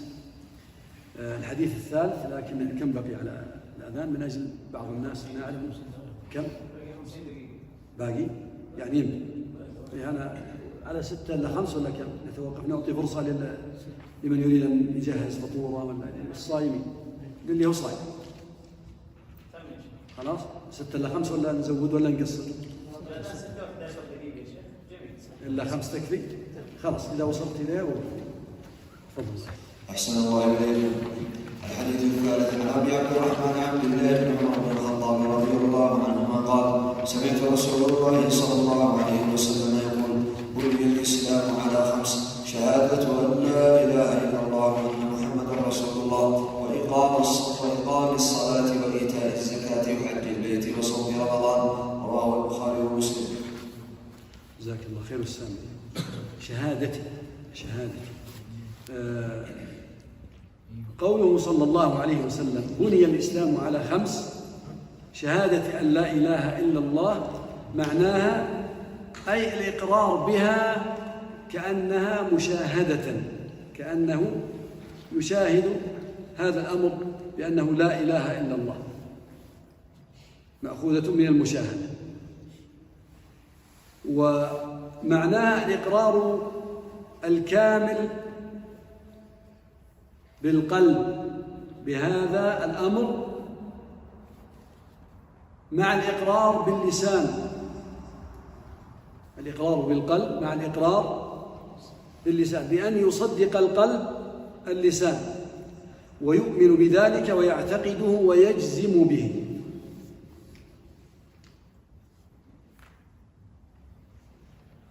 والإله هو المعبود أي المستحق للعبادة. واسم الله عز وجل اسم علم على ذات الله تبارك وتعالى، وكأن الكلام لا معبود بحق إلا الله عز وجل. وفيها في هذه الكلمة، كلمة التوحيد، فيها من الخضوع والتذلل والمحبة والرجاء والخوف، وهو مضمون شهادة أن لا إله إلا الله. نعم. قوله وأن محمدًا رسول الله، أي أننا نشهد أنه عبد الله ورسوله. وهذان الأمران وهما الشهادتان ركن واحد من أركان الإسلام. وقوله عبده أي أن محمدًا عبد لله عز وجل، وهذا يتضمن أن محمدًا صلى الله عليه وسلم مخلوق لله. بهذا رد لكثير من الشركيات الموجودة في العالم الإسلامي، بل رأينا من يأتي إلى المدينة ثم يتوجه إلى قبر النبي صلى الله عليه وسلم ويدعو. هذا شرك لا يجوز، إنما الدعاء يكون لله عز وجل. النبي صلى الله عليه وسلم ميت، نعم عليه الصلاة والسلام، لا يجيب الدعاء عليه الصلاة والسلام. في حياته عليه الصلاة والسلام لا يمكن أن يحدث شيئا من عند نفسه عليه الصلاة والسلام. وقف عليه الصلاة والسلام على المنبر، فدخل الأعرابي كما جاء في الحديث الصحيح قال يا رسول الله هلكت الشاة وجاع العيال. ماذا قال؟ وهو بدوي أعرابي إسلام حديث. قال فادعوا الله أن يسقينا، لأن النبي عليه الصلاة والسلام والله لا يسقي ولا يفعل شيء عليه الصلاة والسلام من تلقاء نفسه عليه الصلاة والسلام، إنما عبد ورسول عليه الصلاة والسلام. قال فرفع كفيه صلى الله عليه وسلم اللهم اسقنا اللهم اسقنا اللهم اسقنا. قال الصحابي والله ما في السماء من سحاب، وهذه من معجزات النبي عليه الصلاة والسلام ومن دلائل نبوته عليه الصلاة والسلام. قال والله ما في السماء من سحاب ولا قزع، فانبعثت سحابة ثم توسطت السماء ثم انتشرت وأرعدت وأبرقت وأمطرت وما نزل النبي صلى الله عليه وسلم من على المنبر إلا والمطر يتحادر من لحيته صلى الله عليه وسلم، ومطرنا سبتا، يعني أسبوع كامل سبتا. ولما جاءت الجمعة التي تليها دخل ذلك الأعرابي أو غيره فقال يا رسول الله تهدم البناء وتقطعت السبل فادعوا الله أن يرفعه.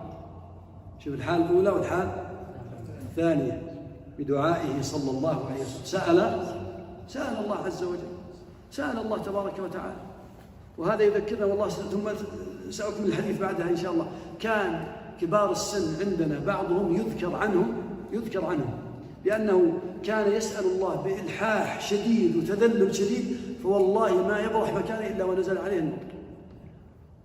الشيخ عبد الرحمن السميط ربما سمعتم قصة في أفريقيا، يقول قبيلة من القبائل، ربما إخواننا يسمعون يعرفونها، قبيلة من القبائل يعني كانت قبيلة مشركة وغير مسلمة، وجاء إليها قال تسلمون؟ قالوا ما نسلم إلا أن تنزل علينا المطر، تدعو ربك فينزل علينا المطر. المطر لنا سنوات ما نزل. يقول فوقعت في طامة كبرى، كيف أفعل؟ ما ينزل المطر إلا رب العالمين. يقول فأخلصت نيتي واستحضرت النية الخالصة لله عز وجل، وتذللت وخضعت وسجدت بين يدي رب العالمين ودعوت الله بإلحاح وبكاء.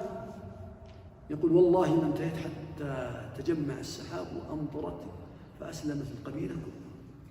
يقين يا إخوة، يقين. الإنسان الذي يفعل هذا عن يقين يصدق الله عز وجل معه تبارك وتعالى. نعم. أعود إلى قال تقطعت السبل فادعوا الله أن يرفعه، فرفع يديه صلى الله عليه وسلم اللهم حوالينا ولا علينا، اللهم على الآكام والضراب وبطون الأودية. فما أخذ يشير صلى الله عليه وسلم إلى جهة إلا انفرجت، فخرجنا نمشي في الشمس، وما أتى أحد من ناحية إلا حدث بالجود، وسال وادي قناة شهرا بدعاء رسول الله صلى الله عليه وسلم، شهرا كاملا.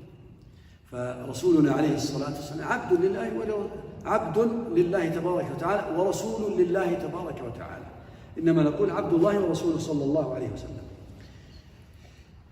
وهذا يتضمن أن محمدًا عليه الصلاة والسلام مخلوق لله، وأنه يتوجه بالعبادة إلى ربه عز وجل، وأنه لا يجوز إعطاء نبينا محمد صلى الله عليه وسلم شيئا من صفات الله أو من خصائصه كصفات الكمال الذي لا يعتريه النقص، أو أن نصرف له شيئا من العبادة.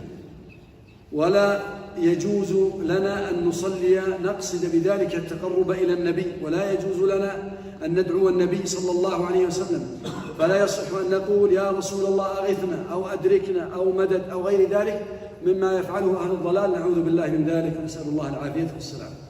لأن الدعاء حق خالص لله عز وجل، لا يتوجه بالدعاء إلا لله تبارك وتعالى.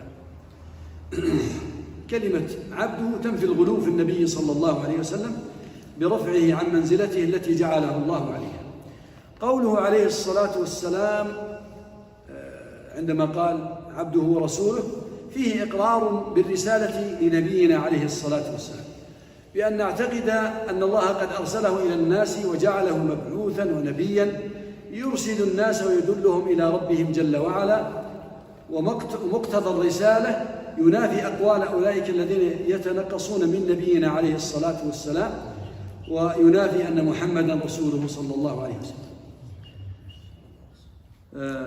والشهادة لنبينا عليه الصلاة والسلام تقتضي عددا من الأمور ذكرناها قبل قليل ولا بأس من الإعادة، وهي شهادة أن محمد رسول الله صلى الله عليه وسلم تقتضي 4 أمور، وهي تصديقه فيما أخبر، طاعته فيما أمر، واجتناب ما نهى عنه وزجر، وأن لا يعبد الله إلا بما شرع، ومحبته صلى الله عليه وسلم أكثر من النفس والأهل والولد.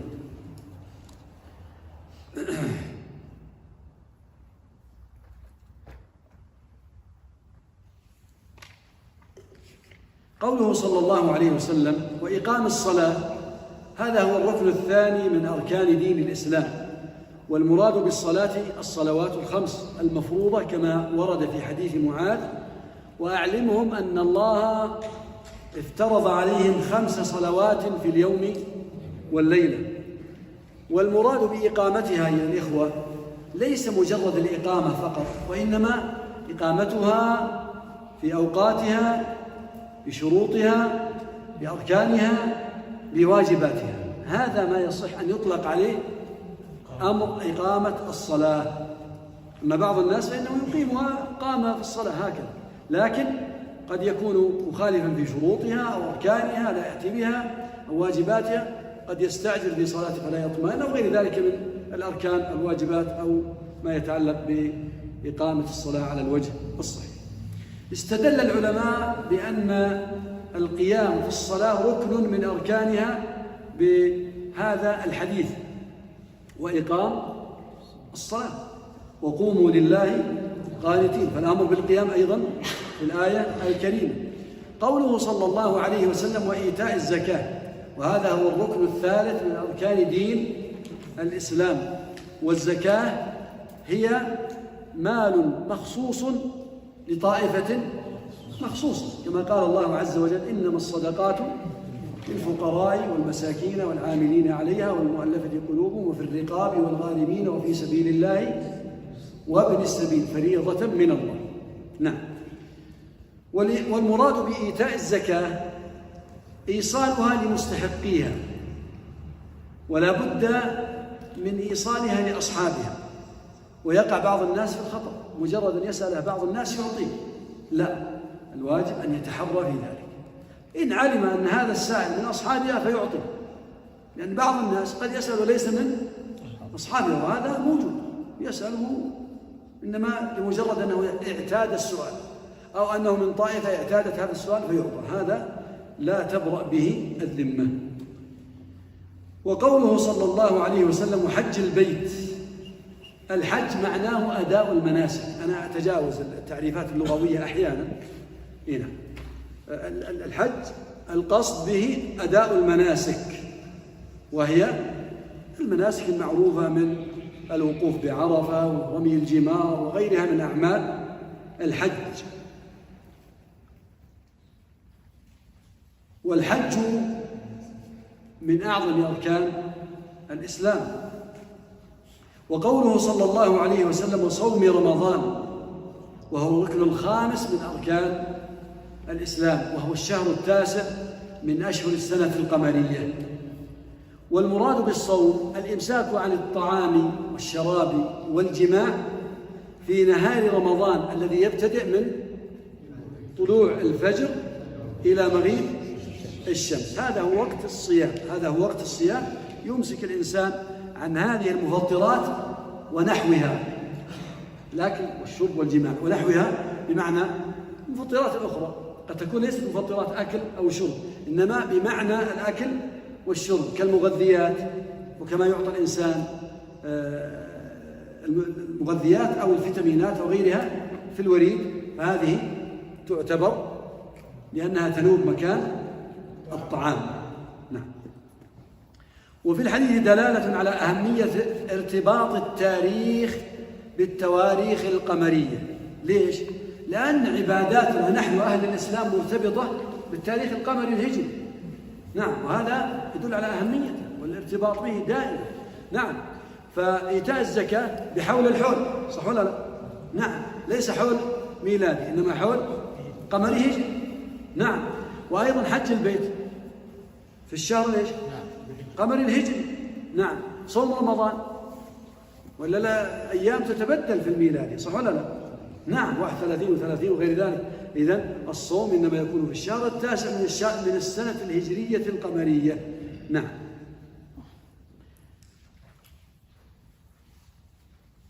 أحسن الله إليكم. عن أبي عبد الرحمن عبد الله بن مسعود رضي الله عنه قال حدثنا رسول الله صلى الله عليه وسلم وهو الصادق المصدوق إن أحدكم يجمع خلقه في بطن أمه 40 يوما نطفة ثم يكون علقة مثل ذلك ثم يكون مضغة مثل ذلك ثم يرسل إليه الملك فينفخ فيه الروح ويؤمر ب4 كلمات بكتب رزقه وأجله وعمله وشقي أم سعيد. فوالله الذي لا إله غيره إن أحدكم ليعمل بعمل أهل الجنة حتى ما يكون بينه وبينها إلا ذراع فيسبق عليه الكتاب فيعمل بعمل أهل النار فيدخلها وإن أحدكم ليعمل بعمل أهل النار حتى ما يكون بينه وبينها إلا ذراع فيسبق عليه الكتاب فيعمل بعمل أهل الجنة فيدخلها. رواه البخاري ومسلم. بارك الله فيك السامعين. أنا أعتذر لأنك سمعت قلت نعم فتظن أني انتقلت للحديث الذي بعده. جزاك الله خير. خلاص قرأت الحديث على كل حال. لا زال في الحديث السابق يعني بعض الأشياء التي هي يسيرة ولكنها عظيمة، منها القول في تارك الصلاة، والقول الصحيح الذي يقول به كثير من العلماء أن تارك الصلاة يكفر بتركها. وهناك من أدلة كثيرة، منها قول الله تبارك وتعالى فإن تابوا وأقاموا الصلاة وآتوا الزكاة فإخوانكم في الدين، وقوله عز وجل ما سلككم في سقر قالوا لم نك من المصلين، نصوا على هذا. وأيضا قول النبي صلى الله عليه وسلم بين الرجل وبين الشرك والكفر ترك الصلاة، والحديث الآخر العهد الذي بيننا وبينهم الصلاة فمن تركها فقد كفر. ورأس الأمر الصلاة وعموده رأس الأمر الإسلام وعموده الصلاة، رأس الأمر الإسلام وعموده الصلاة، فالعمود يقوم عليه البناء، فالإسلام لا يقوم إلا على الصلاة. وعمر رضي الله عنه وأرضاه يقول لا حظ في الإسلام لمن ترك الصلاة، وعلي رضي الله عنه وأرضاه يقول من لم يصلي فهو كافر. وعبد الله بن شقيق رحمه الله تعالى يقول كان أصحاب رسول الله صلى الله عليه وسلم لا يرون من الأعمال شيئا تركه كفر إلا الصلاة. هذا يدل على قضية وأهمية الصلاة، وأن تارك الصلاة كافر، نسأل الله العافية والسلامة. وإن كان هناك قول آخر لكنه قول مردود، والأدلة تدل على أن تارك الصلاة خارج عن الإسلام، نعوذ بالله من ذلك. وأما بالنسبة للأمر الثالث وهو الزكاة، فالإمام أحمد يرى أن تركها يعد كفرا، وجماهير العلماء يرون أن تركها ليس بكفر لكنه معصية عظيمة وكبيرة من أكبر الكبائر. نعم، والعمل معه أنها تؤخذ منه قهرا وقسرا وتؤدى إلى أصحابه أو أصحابها. والدليل اللي استدلوا به حديث أن النبي صلى الله عليه وسلم ذكر في يوم القيامة أن تارك زكاة الإبل والغنم أنها تأتي يوم القيامة تطأه بأظلافها وحوافرها في يوم القيامة، ثم بعد ذلك يرى مصيره إلى الجنة أو إلى النار. هذا دل على أنه ليس بكافر.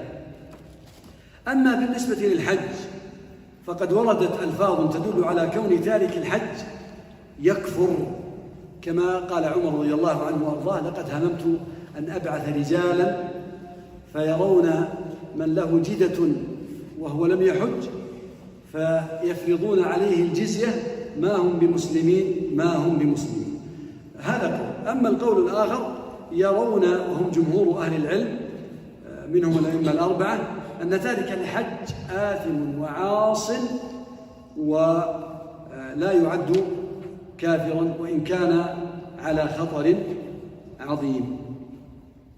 أيضا في الحديث إشارة إلى أن المرء إذا فعل كبيرة من الكبائر لا يخرج بذلك من دين الإسلام، كما قال بذلك علماء الإسلام.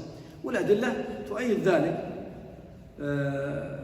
النبي صلى الله عليه وسلم صلى على من ارتكب الكبيرة، صح ولا لا؟ لو كان كافرا ما صلى عليه الصلاة والسلام، رضي الله عن الصحابة أجمعين. نعم، هذا دليل على أن مرتكب الكبيرة ليس بكافر، إنما هو مرتكب كبيرة ولا يزال مسلما، وإن كان نقص إيمانه بارتكاب هذه الكبيرة وهو على خطر عظيم، والواجب أن يبادر إلى التوبة.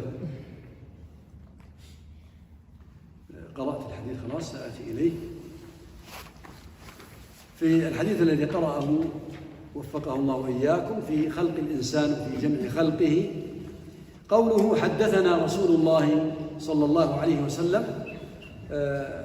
هذا الحديث أيها الإخوة كما ترون يعني أنه عند البخاري رحمه الله تعالى. هذه أرفع درجات التحديث عند الصحابة، أرفع درجات التحديث عند الصحابة، أن يقول حدثنا رسول الله صلى الله عليه وسلم، وحدثنا الصادق المصدوق، حدثنا رسول الله صلى الله عليه وسلم.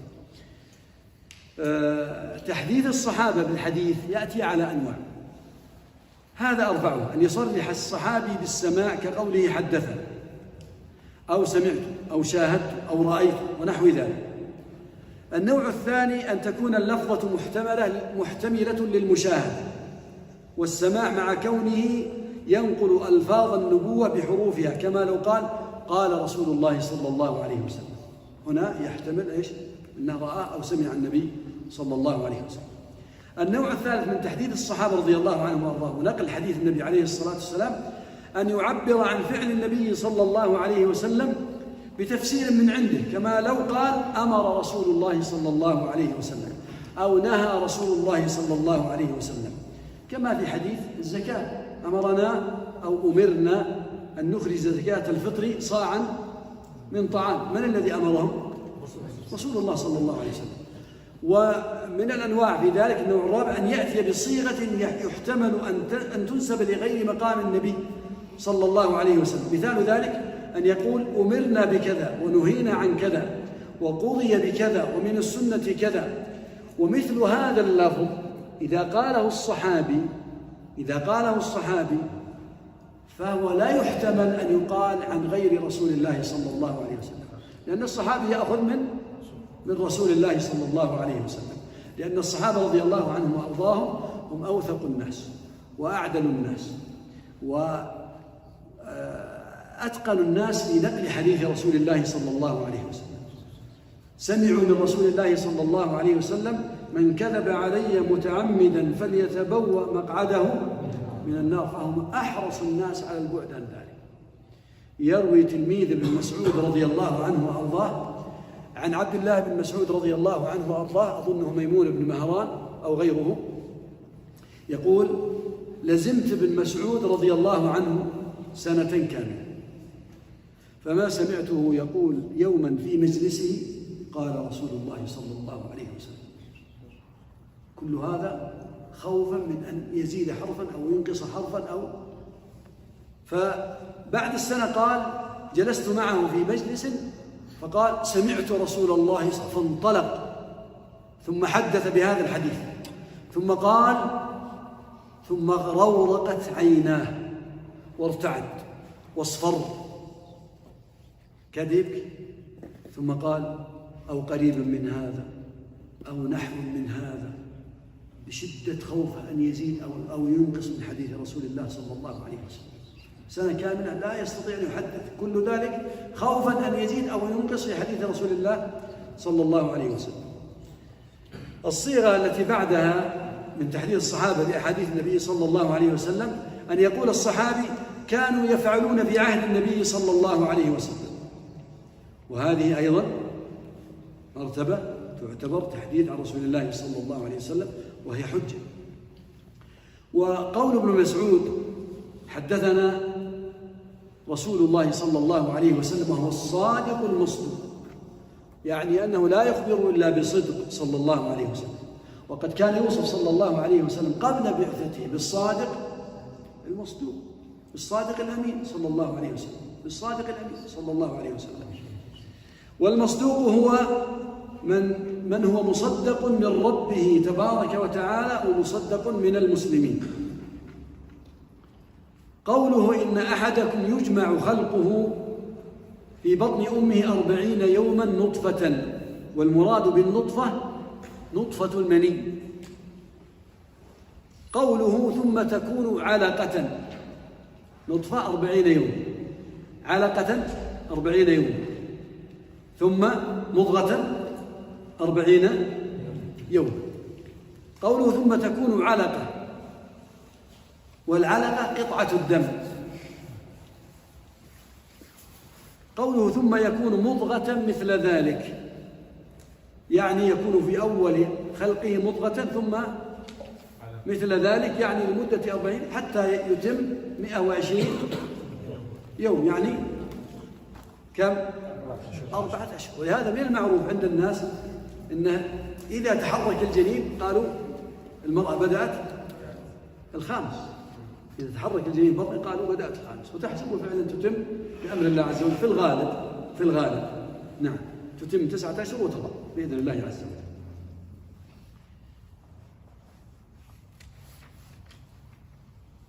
وهذا الحديث يدل على أن الإنسان يتقلب في 120 يوما في 3 أطوار التي قلناها قبل ذلك. قوله ثم يرسل إليه الملك فينفخ فيه الروح أو فينفخ فيه الروح، فيه دلالة على أن الروح تكون بعد 120 يوما. زي ما قلت لكم أن فعلا كثير من النساء والغالب في النساء أو ربما كل النساء تشعر بأنها بدأت في الخامس عندما يتحرك جنينه، أي أنها نفخت فيه الروح. استدل بعض العلماء على أن الحمل يجوز إزالته وإسقاطه ما دام الجنين في 120 يوما، واستدلوا على ذلك بأنه قبل ذلك لم ينفخ فيه الروح. هذا قول بعض العلماء. وذهب غير هؤلاء إلى أنه يجوز إسقاط ما في البطن قبل 40 يوما بشرط رضا الزوج وبشرط أن يكون بدواء مباح. أما إذا تجاوزت مدة الحمل 40 يوما فإنه لا يجوز عندهم. والصحيح أيها الإخوة قالوا أن النطفة لم تتخلق بعد، هذا قولهم بجواز الإسقاط قبل ذلك. وذهب غيرهم إلى أنه لا يجوز إسقاط ما في الرحم بعد العلو، بعد أن يكون علقة، فلا يجوز إسقاط الجنين. قوله ثم يرسل، والصحيح طبعا الصحيح لا يجوز إسقاط الجنين حتى ولو كان في بداية الحمل إلا لعذر شرعي وطبي، عذر شرعي وطبي فلا بأس. أما لغير ذلك فإن هذه روح تحترم مهما كان. قوله ثم يرسل إليه الملك، يعني وهذا مذهب عند بعضهم أنه يقول ولو بعد يوم واحد فلا يجوز، قال لأن حياة تحترم يجب أن تحترم نعم، ولا يجوز الاعتداء عليها. قوله ثم يرسل إليه الملك فيه دلالة على أن هناك أشياء خفية لا يعلمها أحد من الخلق، لا يعلمها إلا الله تبارك وتعالى. إرسال الملك ونفخ الروح هذه قضايا كلها قضايا غيبية ليست قضايا مشاهدة. قوله فينفخ فيه الروح ويؤمر ب4 كلمات بكتب رزقه، فيه دلالة على أن الكلمة تصدق على الكلام الكثير.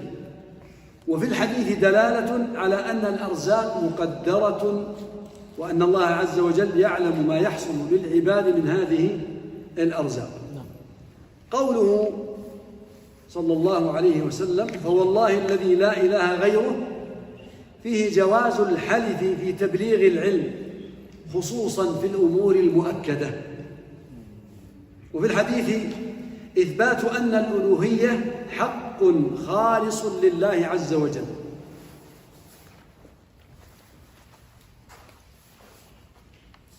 أيضا في قضية الجنين استدل بعض العلماء على أن الجنين إذا سقط بعد 4 أشهر فإنه يصلى عليه ويكفن ويدفن. وذهب بعض الفقهاء إلى أن الجنين لا يصلى عليه مطلقا ما لم يولد ويستهل صارخا. هذا قول. والصحيح أنه يصلى عليه إذا تبين فيه خلق إنسان ولو تبين فيه عضو يد أو رجل هذا فإنه يغسل ويكفن على قدر المستطاع ويصلى عليه. نعم. قوله إن أحدكم ليعمل بعمل أهل الجنة فيه دلالة على أن الأعمال سبب في دخول الجنة بعد رحمة الله تعالى. وفي الحديث أن السعادة والشقاوة قد كتبت على بني آدم بكتاب سابق. وفيه أن الشقاوة والسعادة بحسب خواتيم الأعمال، لكن ليس الإنسان أن يحتاج يقول هذا مكتوب عليه. لا، عليك أن تعمل، اعمل فكل ميسر لما خلق له. أنت لا تعلم ما هو مكتوب عند الله عز وجل. اعمل الصالحات وتقرب إلى الله عز وجل وادعو الله عز وجل بحسن الخاتمة. نعم، فإن الله لا يخيب من دعاه ورجاه، فهو أكرم الأكرمين وأرحم الراحمين تبارك وتعالى. والإنسان يسعى لإحسان الخاتمة، وحسن الخاتمة يا إخوة تكون بإكثار دعاء الله عز وجل بذلك، وأيضا الإكثار من الطاعات والعبادات والتقرب إلى الله تبارك وتعالى. وقول النبي صلى الله عليه وسلم إن أحدكم ليعمل بعمل أهل الجنة اختلف أهل العلم فيه، فقال طائفة بأن المراد على ظاهره أن بعض الناس يسبق عليه الكتاب بعد عمله للطاعات، فيكون ذلك سببا في دخوله النار من خلال إساءته خاتمته، نسأل الله العافية. وقال آخرون بأن قوله ليعمل بعمل أهل الجنة يعني فيما يبدو للناس، الناس يقولون يعمل بعمل أهل الجنة، لكن في أمور أخرى وخفايا أخرى لا تظهر يتبين منها أنه من أهل النار، نعوذ بالله من ذلك، كما جاء في إحدى دلائل نبوة النبي صلى الله عليه وسلم وإحدى معجزاته صلى الله عليه وسلم أن رجلا قاتل مع النبي عليه الصلاة والسلام قتال حتى قالوا ما رأينا كفلا أبلى بلاء حسن. قال صلى الله عليه وسلم هو في النار. فارتاب بعض الناس، خاف، هذا صاحب بلاء وصاحب قتال وصاحب جهد، فعل ما لا يفعل غيره. قال فتبعته فرأيته قد أصابته جراح فلم يصبر عليها فجعل ذبابة السيف في صدره واتكأ عليها فقتل نفسه. فكان هذا مصداق لما أخبر به النبي عليه الصلاة والسلام. فنسأل الله بفضله حسن الخاتمة. وقال آخرون بل العمل على ظاهره، تجده يعمل بعمل أهل الجنة لكن يكون عنده أسباب أخرى وخصال وأفعال ثانية تجعله يختم له بخاتمة السوء، نعوذ بالله من ذلك ونسأل الله العافية والسلام. المقصود أيها الإخوة أن يبذل الإنسان الأسباب التي تجعله إن شاء الله حسن الخاتمة، كما قلنا من الدعاء وكثرة الطاعات وصحبة الصالحين والتعلق بالله عز وجل وبكتابه وبسنة رسوله صلى الله عليه وسلم، وأن يستديم التذلل لله عز وجل والخضوع بين يديه وسؤال الله تبارك وتعالى بحسن الخاتمة، أن يسعى إلى تطهير نفسه من النفاق، فإنه من أخطر الأشياء التي قد تفسد على الإنسان وقد تكون سببا لسوء الخاتمة، نعوذ بالله من ذلك. يحذر الإنسان من دسائس السوء الخفية، يطهر نفسه، يراجع نفسه، ينقي نفسه، يكون دائما مراجعة، يرى ما هو من السيئات فيتخلص منه، ويرى ما هو من الطاعات فيزداد منه، لعل الله عز وجل أن يحسن لنا، ونسأل الله أن يحسن لنا ولكم الخاتمة. كان من دعاء النبي صلى الله عليه وسلم أنه يقول يا مقلب القلوب والأبصار ثبت قلبي على دينك، أو يا مقلب القلوب ثبت قلبي على دينك. وكان يقول صلى الله عليه وسلم إن القلوب بين أصبعين من أصابع الرحمن يقلبها كيف يشاء. ولهذا كان من دعائه صلى الله عليه وسلم يا مقلب القلوب ثبت قلبي على دينك. إذن يحرص الإنسان على الابتعاد عن الأمور المدلهمة التي لم تتضح فيها حقيقة الحال لئلا تكون فتنة فيكون ذلك سببا من أسباب تغير قلبه. دائما ينأى الإنسان بنفسه عن المشتبهات وعن الشبهات وعن مواطن الفتن. النبي عليه الصلاة والسلام بيّن أن الإنسان إذا سمع بالدجال في مكان فلينأى عنه، لا يأتي إليه، لأنه قد يفتن، يقع في الفتن. نعم، حتى أخبر بأن عند بعض الناس يتبع لما يرى من فتنته. فنسأل الله عز وجل أن يثبتنا وإياكم على الإيمان، وأن يصلح منا ومنكم الظاهر والباطن. نسأل الله عز وجل أن يثبتنا وإياكم على الإيمان. والله أعلم، صلى الله وسلم وبارك على نبينا. جمعية الدعوة والإرشاد وتوعية الجاليات بأبها، بالدعوة نحيا.